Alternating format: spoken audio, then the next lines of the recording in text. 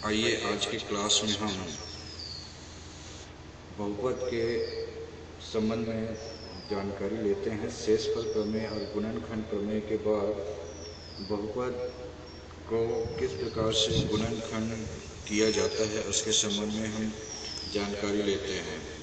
मैं आपको पूर्व में बता चुका हूँ कि जिस प्रकार से हम बहुपद को देखते हैं तो बहुपद में बहुत से घात होते हैं और घात के हिसाब से उनके पदों की संख्या निर्धारित होती है। मैं फिर से बता दूं, बहुपद के घात जो होते हैं वो पदों की संख्या से एक कम होता है, या दूसरे तरीके से कहें तो बहुपद में पदों की संख्या घात से एक अधिक होगा। किसी बहुपद की अधिकतम घात अगर 3 है तो वहाँ उससे एक अधिक पदों की संख्या अर्थात 4 पद होंगे। यहाँ पे हम इसको यही इस बात को देख रहे हैं। ये जैसे कि यहाँ लिखा गया है कि यदि किसी बहुपद के दो गुणनखंड x ऋण a और x ऋण b हो तो यहाँ पे से स्पष्ट है कि वह जो है द्विपदी मतलब उनके द्विघाती बहुपद होगा। अब इस द्विघाती बहुपद और दूसरे नंबर में जो कहा गया है इसमें 3 खंड बताए गए हैं, मतलब इसके जो है ये त्रिघाती बहुपद होगा। यहाँ हम जो है इस आधार पे बहुपदों के गुणनखंड ज्ञात करेंगे। इसमें लिखा हुआ है कि कोई भाजक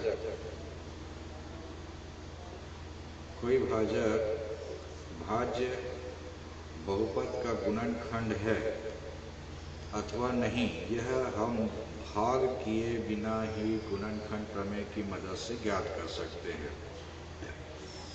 आगे दिए गए उदाहरणों के माध्यम से इसकी उपयोगिता को समझा सकते हैं।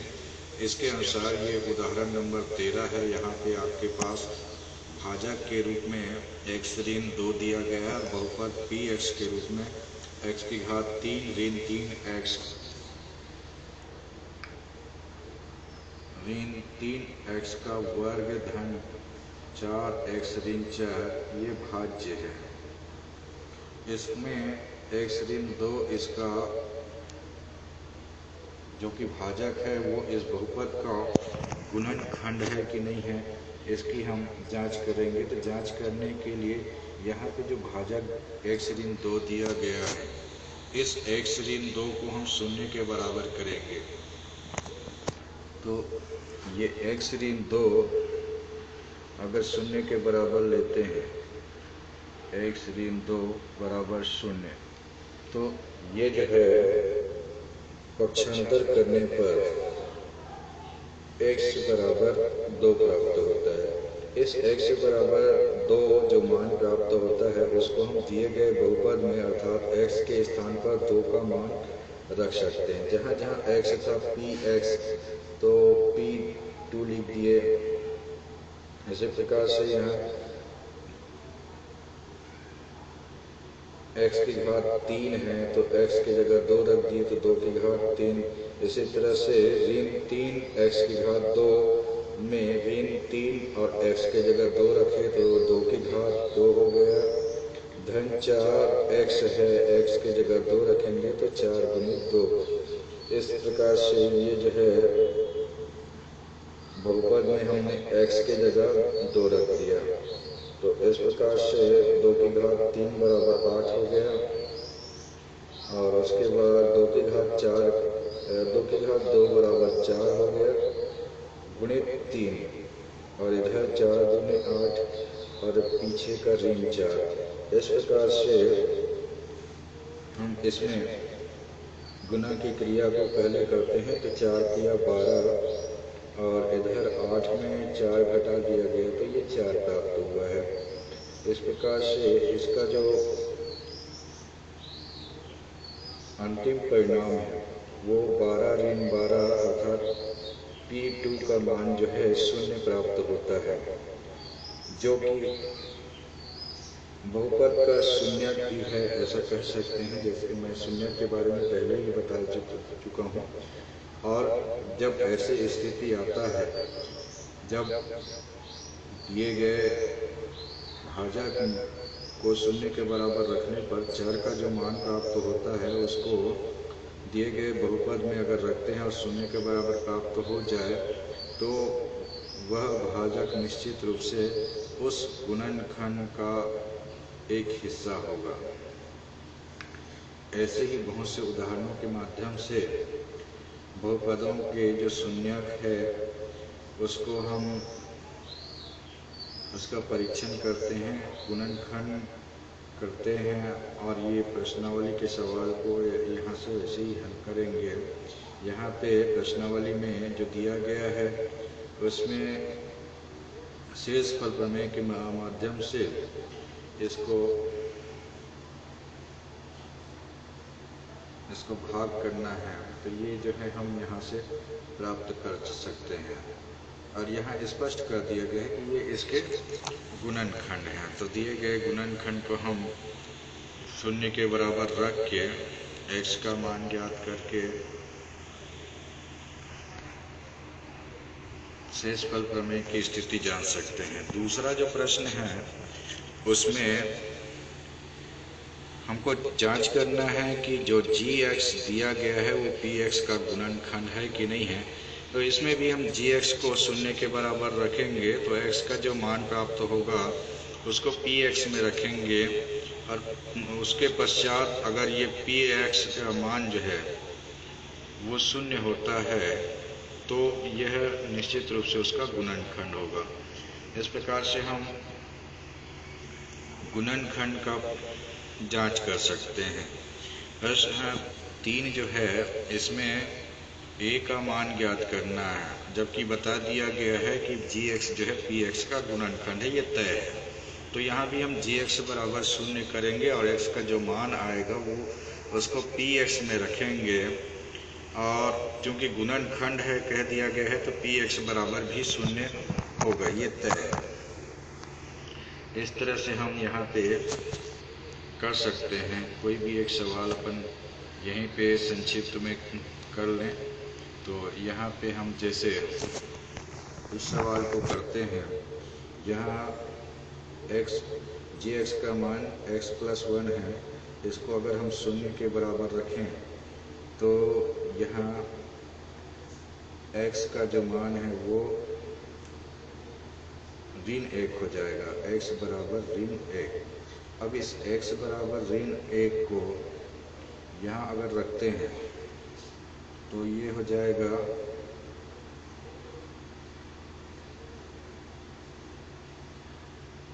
p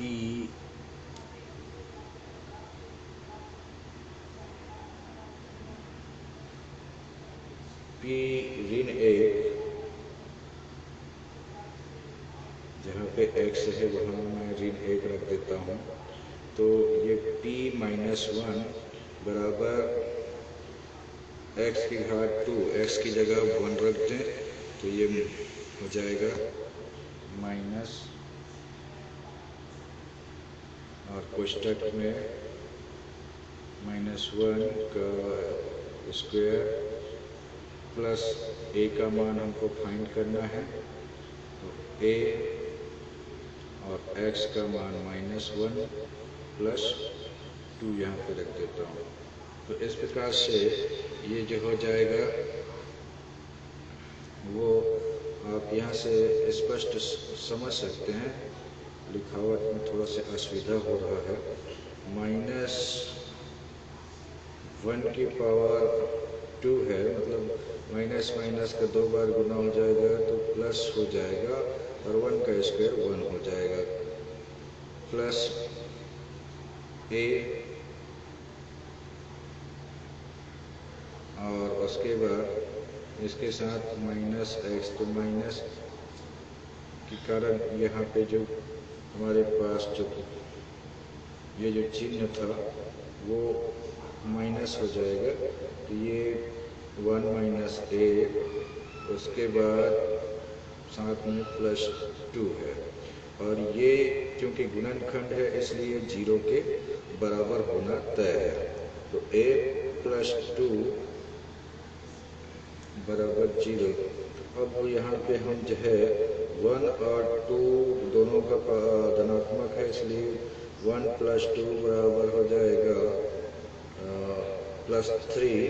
इस तरह से यहाँ a का मान a बराबर हो जाएगा -a है, उसको पक्षांतर कर देंगे, प्लस a हो जाएगा बराबर 3। इस तरह से यहाँ पे a का मान 3 प्राप्त हो जाएगा।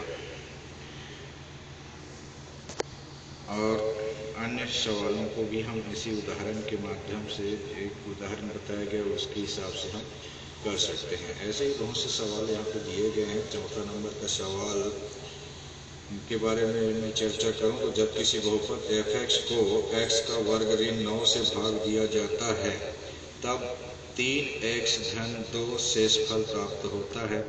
ये हमको यहाँ पे दिखाना है। जब किसी बहुपद f(x) को x का वर्ग ऋण 9 से भाग दिया जाता है तो हमको बहुपद यहाँ पे मानना पड़ेगा। उस बहुपद को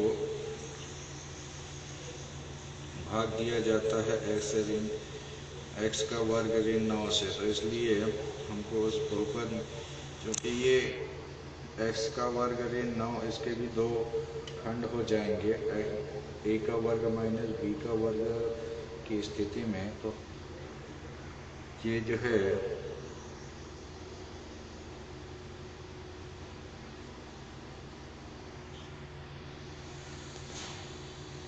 x + 3 और x - 3 हो जाएगा।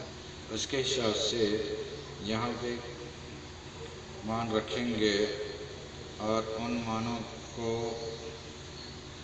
जो है x का जो मान आएगा उस मान को यहाँ पे रख के हम ज्ञात कर सकते हैं। ऐसे ही हमारे पास बहुपदों का जो गुणनखंड की क्रिया है उसको किया जा सकता है। आगे इसमें जो है अभी तक हमने देखा, इसमें कहा गया है उसके हिसाब से बहुपद को अन्य बहुपद से भाग दिया जाता है तब शेष फल शून्य होने पर हम क्या पाते हैं कि वह भाजक बहुपद भाज्य बहुपद का गुणनखंड है। शेष फल शून्य होना चाहिए। अगर शेष फल कुछ आता है तो उस स्थिति में हमें ये चीज़ का ध्यान रखना पड़ेगा। तो इसके लिए हमारे पास ये जो सूत्र है वो महत्वपूर्ण सूत्र हैं, ये काम आएंगे। a + b का होल स्क्वायर बराबर a का वर्ग धन 2ab धन b का वर्ग और a - b का होल स्क्वायर बराबर a का वर्ग ऋण 2ab धन b का वर्ग। और तीसरा जो होता है जो हम यहाँ अभी उपयोग कर रहे थे, a का वर्ग ऋण b का वर्ग बराबर a धन b और गुना a ऋण b। इस प्रकार से अब इन बहुपदों को पहले हम जो है गुणनखंड करके निकाले। अब ये गुणनखंड करने के लिए उभयनिष्ठ निकाल कर गुणनखंड कैसे प्राप्त करेंगे, ये 16 नंबर के उदाहरण के माध्यम से 12x धन 4x का वर्ग जो बहुपद दिया गया है उसका गुणनखंड। तो यहाँ पे संभावित प्रत्येक बहुपद के प्रत्येक पद का गुणनखंड करेंगे। 12x का गुणनखंड करेंगे तो 4 × 3 × 2 4 × 3 × x बराबर ये 12x को इस प्रकार से 3 भागों में बांट दिए। वैसे ही 4x का वर्ग है उसको पहले वाले में आया, उसके हिसाब से ये 4 तो रहेगा और x का वर्ग को हम x × x घातांक के विस्तारित रूप में लिख देते हैं। अब यहाँ पे हम दोनों जगह देखते हैं कि यहाँ भी 4 है, यहाँ भी 4 है और यहाँ भी x दिख रहा है, यहाँ भी x दिख रहा है। तो 4x को हमने यहाँ पे उभयनिष्ठ ले लिया। 4x को उभयनिष्ठ लेने के बाद यहाँ पे 4x निकल गया है पहले पद में, तो केवल 3 बचेगा जो कि यहाँ लिखा गया। यहाँ से भी 4x बाहर निकल गया तो केवल x बचा है। इस x को हमने यहाँ लिखा और 4x बाहर निकला है। इस प्रकार से ये दो अलग अलग खंड के रूप में विभाजित हो गया जो गुणन संक्रिया के द्वारा संबद्ध है। इसलिए 4x और कोष्ठक में 3 धन x ये दोनों अलग अलग गुणन संक्रिया के रूप में संबद्ध खंड है। इस प्रकार से और बहुत से उदाहरणों के माध्यम से उभयनिष्ठ लेकर हम दिए गए बहुपद को या बहुपद का गुणनखंड कर सकते हैं। इसके बाद सर्व समीकरणों के उपयोग से भी हम गुणनखंड कर सकते हैं। जैसे 2-3 सर्व समीकरण आपको पूर्व में बताया गया था, ये सर्व समीकरण, इन सर्व समीकरणों का उपयोग करके भी हम दिए गए बहुपद का गुणनखंड कर सकते हैं। जैसे x का वर्ग ऋण 4 है, तो यहाँ पे 4 को हम 2 का वर्ग लिख सकते हैं। तो ये जो है हो जाएगा वो सर्व समीकरण a का वर्ग माइनस b का वर्ग के रूप में काम आ जाएगा, जहाँ पे a की जगह x है और b की जगह 4 हो जाएगा। तो इस प्रकार से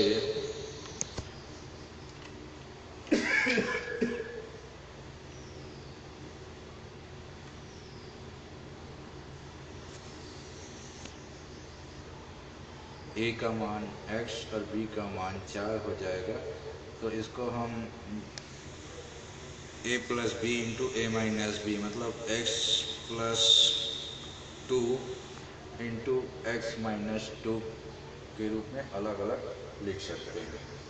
इसके बाद जो दूसरा दिया गया है, इस दूसरे बहुपद को यहाँ हम जो है इसको भी हम इस प्रकार से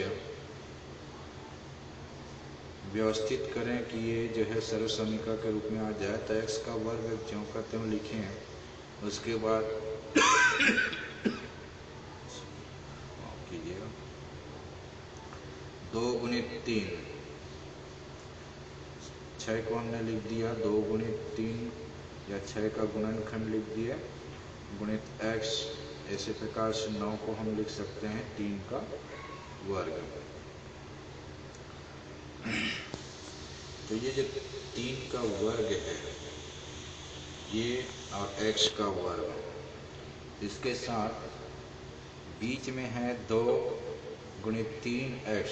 यहाँ से हमको दिख रहा है कि ये जो है सर्व समीकरण a धन b पूरे का वर्ग का समरूप है। तो उसके हिसाब से हम जो है यहाँ पे a और b की पहचान कर लेंगे तुलना करके। तो a की जगह x हो जाएगा और a की जगह x और b की जगह ये 3। इसी प्रकार से ये 2ab होता है, तो ये b की जगह 3 और a की जगह x। तो इस प्रकार से a का वर्ग धन 2ab धन b का वर्ग से तुलना करेंगे तो ये a धन b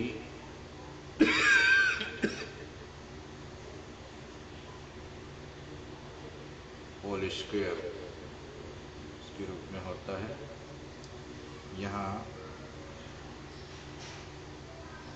a की जगह हमने पहचान किया है x धन b की जगह पहचान किए हैं 3।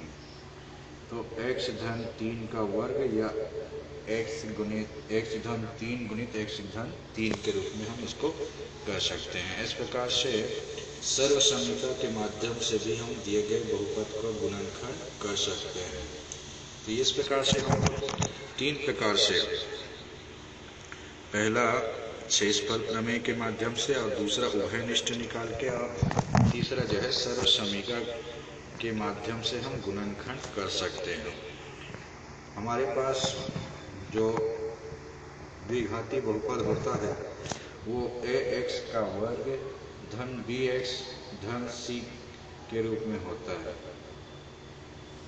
इसके रूप में जो बहुपद के जो मध्य के पद होता है उसको तोड़कर हम गुणनखंड कर सकते हैं। तो यहाँ पे जैसे उदाहरण दिया गया है x का वर्ग धन 5x धन 6, इसको हमने यहाँ पे किया है। तो यहाँ हम जो है मध्य के जो पद है उसमें x का जो गुणांक है उसको ऐसे दो भागों में तोड़ेंगे कि उनका योग जो है मध्य पद में x का गुणांक प्राप्त हो और उनका गुणनफल जो है अचर संख्या के बराबर, अचर संख्या 6 है उसके बराबर प्राप्त हो। तो इसको हम इस प्रकार से कर सकते हैं। यहाँ एक समझने के लिए हम इसको इस तरह से कर सकते हैं, x का वर्ग धन यहाँ जो 5 है और 6 है, और दोनों के बारे में विचार करेंगे तो 5 को ऐसे दो भागों में तोड़ें कि योगफल 5 हो और गुणनफल 6 हो, तो वह दो संख्या जो होता है जिनका योग 5 होता है वो 2 और 3, 2 धन 3 बराबर 5, और यही 2 धन 3 का जो गुणनफल होता है वो 6 होता है, तो 2 गुणित 3। इस प्रकार से इस मध्य के दो भागों में बांट के हम कर सकते हैं। अब इसी को हम यहाँ पे विस्तारित रूप में लिखेंगे तो ये इनका विस्तार हो जाएगा। मैं यहाँ पे इनको ओवरलैप कर देता हूँ, आप इनको समझ सकते हैं बातों को। रेड कलर में कर दूँ तो ये हो जाएगा x का वर्ग। अब ये कोष्टक को खोल देते हैं तो 2x धन 3x प्राप्त होता है, और उसके बाद ये धन 2 गुणित 3। अब यहाँ पे हमारे पास ये 4 भागों में विभक्त हो गया है, तो अब दो भागों को हम जो है क्रमशः समूहीकरण कर लेते हैं, ये 2 भाग और ये 2 भाग। और यहाँ हम देखते हैं कि कोई उभयनिष्ठ पद है क्या, तो यहाँ हमारे पास उभयनिष्ठ पद के रूप में जो भी दिखता है उसको हम लिखते जाते हैं। ये पहले वाला जो समूह है उसमें x है उभयनिष्ठ के रूप में, तो यहाँ x का वर्ग से x निकल गया तो x बचा है, और ये धन चिन्ह यहाँ से x बाहर निकला है तो यहाँ पे 2 बचा है, कोष्टक लगा देते हैं। दूसरा समूह में देखते हैं उभयनिष्ठ क्या है, तो यहाँ 3 का गुना, यहाँ भी 3 का गुना है, तो ये 3 उभयनिष्ठ हो गया, तो यहाँ x बचा, और यहाँ से 3 निकल चुका है तो धन का 2 बचा। अब यहाँ पे जो 4 पद था वो अब 2 पद हो गया। अब इन 2 पदों में हम देखेंगे तो यहाँ पे x धन 2 दोनों में है, इस x धन 2 को अब उभयनिष्ठ ले लेंगे तो x धन 3 अंदर बच जाता है, इसको कोष्टक से अंदर कर दे तो ये पुनः जो है 2 खंड में विभाजित हो जाता है। पहला खंड आपके पास x धन 2 वाला, और दूसरा खंड हो जाता है x धन 3 वाला, जो आपस में गुणन संक्रिया के द्वारा अलग अलग कोष्टकों में विभक्त होते हैं। तो खंड होते हैं जो गुणन संक्रिया द्वारा संबद्ध होते हैं, उसको हम गुणन खंड कहते हैं। तो इस प्रकार से दिए गए बहुपद वो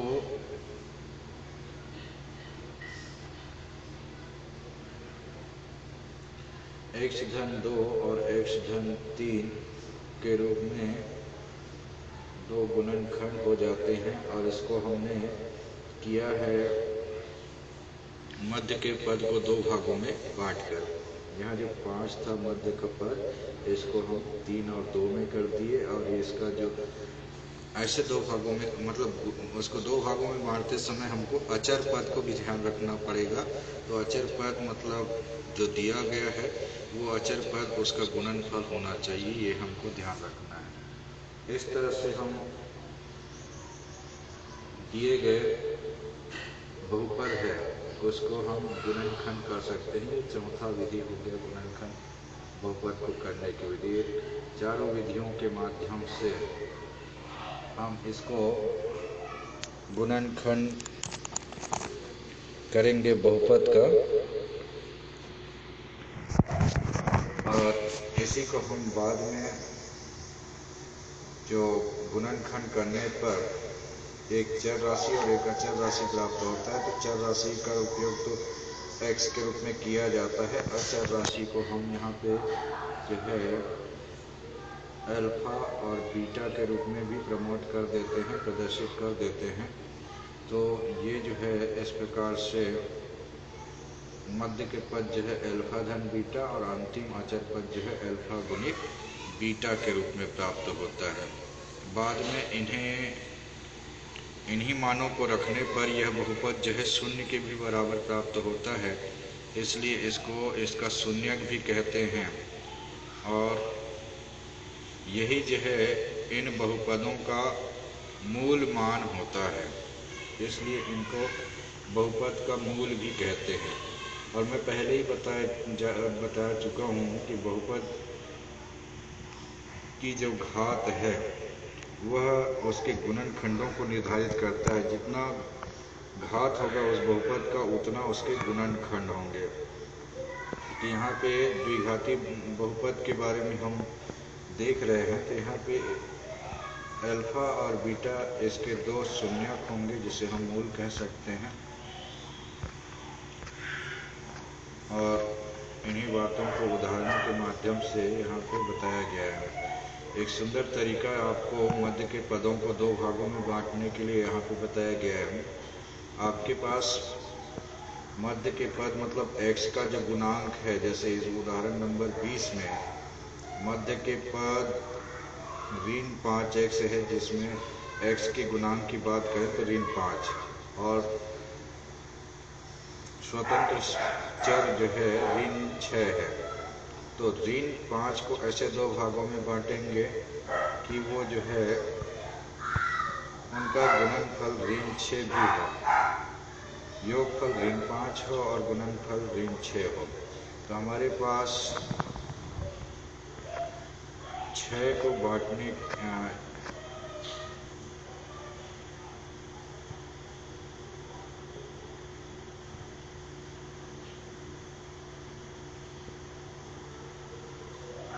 यहाँ पे हमको एक बात ध्यान रखना है, जो अंतिम पद है और x का गुणांक है, ये दोनों का गुणनफल के बराबर प्राप्त होना चाहिए। तो ये गुणनफल जो है 36 प्राप्त होता है। माफ कीजिएगा, मैं भी थोड़ा से कंफ्यूज हो गया था। तो a और c के गुना के बराबर होना चाहिए मध्य के पद को दो भागों में बांटने पर। तो ये गुना जो है 36 होता है, तो 36 गुणनफल 36 आना चाहिए। तो 36 के जितने भी गुणनखंड हैं उनको यहाँ पे बारी बारी से लिखा गया है। ऋण 36 होना चाहिए, इसलिए ऋण 1 गुणित 36, ऋण 2 गुणित 18, ऋण 3 गुणित 12, ऋण 4 गुणित 9। इस प्रकार से संभावित में ऋण 6 गुना 6, ये संभावित इनकी स्थिति है।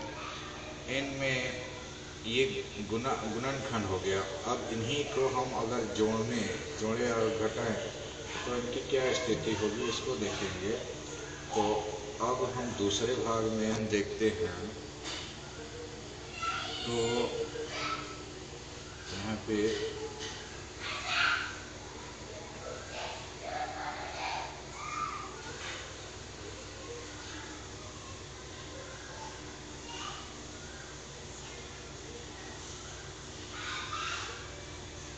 एक और ऋण 36 ये दूसरा भाग है।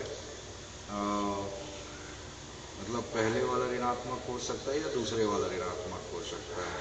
तो ये दूसरे वाले को हम यहाँ पे ऋणात्मक करते जा रहे हैं। 3 गुणित 12 ऋण 12, 4 गुणित ऋण 9 और 6 गुणित ऋण 6। इतने सारे विकल्प हमको प्राप्त हो रहे हैं।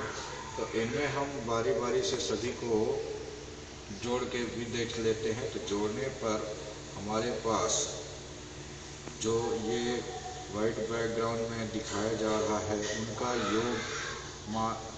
योग जो है वही मध्य के पद जो x है उसके गुणांक के बराबर गुणांक ऋण 5 के बराबर प्राप्त हो रहा है। मतलब ऋण 9 में 4 को जोड़ेंगे तो ये ऋण 5 आएगा।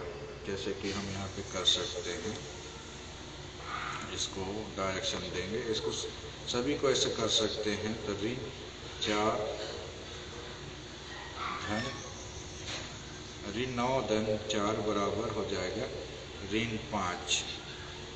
यही हमारा वांछित विभाजन होगा। तो इसी विभाजन के आधार पे हम जो है मध्य के पद को दो भागों में बांटेंगे। ये 4, 9 और 6 को इस प्रकार से करते हुए तो हम इसको अलग अलग समूहों में बांटे। यहाँ पे किया गया है। ये 4, 3, 9। अब यहाँ पे इसको x को कोष्टक में हल करने पर धन 4x और ऋण 9x हो जाता है। इसको 6x का घात 2 धन 4x को एक समूह और दूसरे समूह में ऋण 9x ऋण 6 को रखते हैं। तो पहले समूह को पहले कोष्टक में, दूसरा समूह को दूसरा कोष्टक में, दोनों से ऋण चिन्ह बाहर लिया गया है, इसलिए यहाँ पे धन चिन्ह लग गया। और पुनः अब इसको हम आगे बढ़ाते हैं तो हम यहाँ से अब हम उभयनिष्ठ लेंगे। तो पहले समूह से उभयनिष्ठ लेंगे तो दोनों में 2x है, ये उभयनिष्ठ आ जाएगा। तो अंदर में 3x और यहाँ पे 2x बाहर ले लिया गया है, इसलिए केवल 2 बचा। यहाँ से हम ऋण 3 बाहर लेंगे तो 3x धन 2 बचेगा। अब दोनों जगह 3x धन 2 है, इसको उभयनिष्ठ लिए तो यहाँ से 2x और यहाँ से ऋण 3।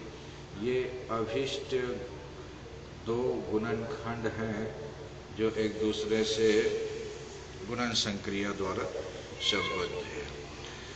अब हम ऐसे ही बहुत सभी उदाहरणों के माध्यम से हम इसको मध्य के पद को दो भागों में बांटकर गुणनखंड करने की प्रक्रिया कर सकते हैं।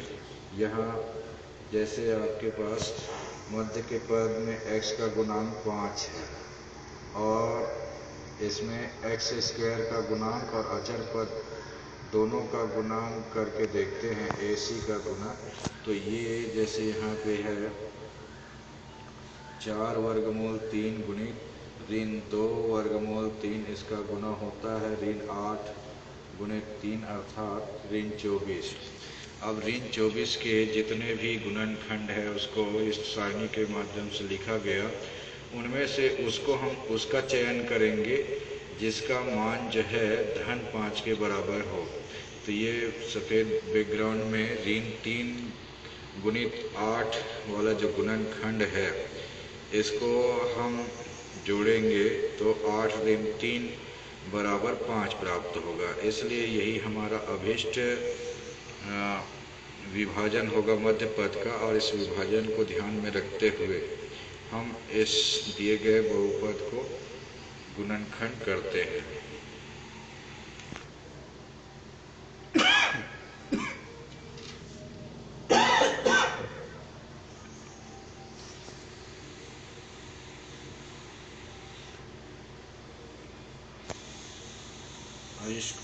इसमें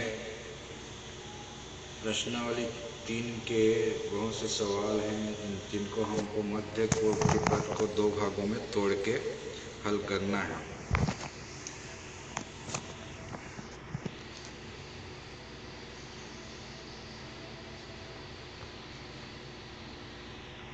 द्विघाती बहुपद के मान व शून्य, इसके संबंध में आगे चर्चा करेंगे।